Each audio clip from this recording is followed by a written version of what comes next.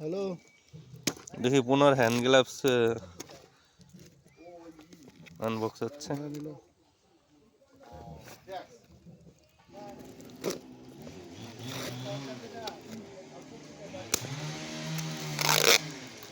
আরে এত সময় লাগে?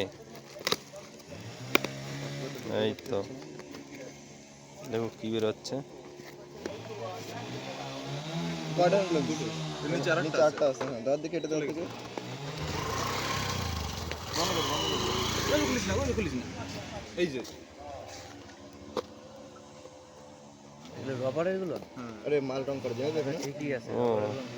ও এই কয় পিস নিচ্ছে কয় টাকা 100 পিস আছে মানে একটার ভিতরে।